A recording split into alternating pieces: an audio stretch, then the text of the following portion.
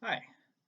So in my last video, I talked about how because of the COVID-19 pandemic, we're really all in fight, flight, freeze mode right now. But I didn't talk about what that means or what you can do about it. So I thought I'd expand a little bit on what that response is, how it affects us, um, and I'll just say why you might be breathing wrong. So the fight, flight, freeze response, as I said, is our natural, normal response to essentially danger.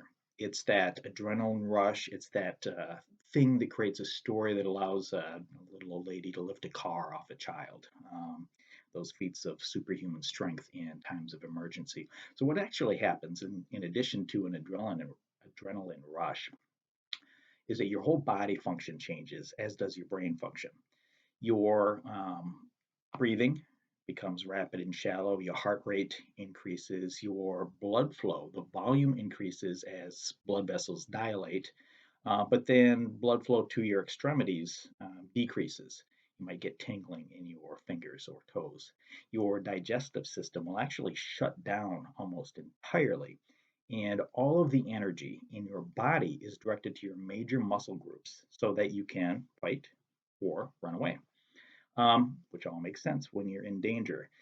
Also, interestingly, brain function changes. So, our most basic brain functions are in the brain stem. That's where temperature regulation, the things that keep our body working, happens. Then you get a little bit further up and forward, you get into what's the limbic system, emotional, that kind of stuff. And at the very front is your prefrontal cortex, which is where executive function, complex thoughts, planning, strategy takes place. In a dangerous situation, the prefrontal cortex, that thinking part of your brain, pretty much shuts down and you shift into this reactive mode, which is good when you're in danger. For example, if I'm standing in the middle of the road and a bus is coming towards me, and I start thinking about rate of approach of the bus, distance from me to the bus, distance from me to this side of the road versus distance from me to that side of the road, my rate of escape, I've already been hit by the bus, right? This is not a good time for math. This isn't when you need that prefrontal cortex to take place. You need reflexes. I need to jump out of the way. All makes sense when you're in an active danger situation, which brings us back to where we are. Is it an active danger situation?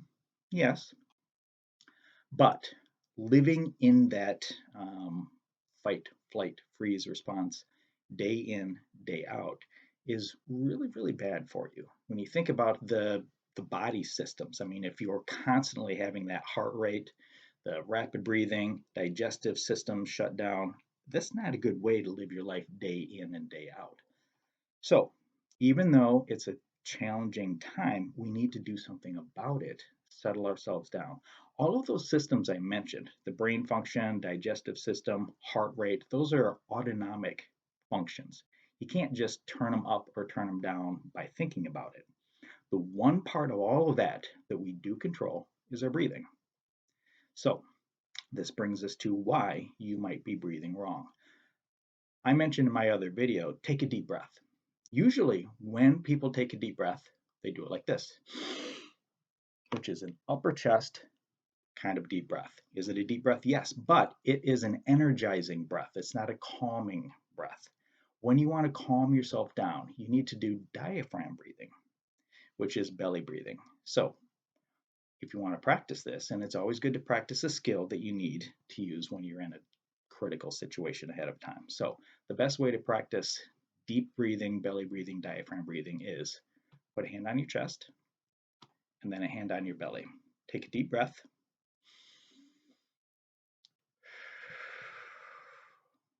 Take another. This time, try to do it so that only the hand on your belly moves.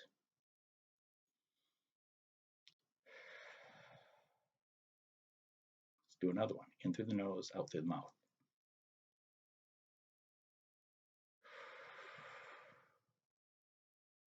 And one more.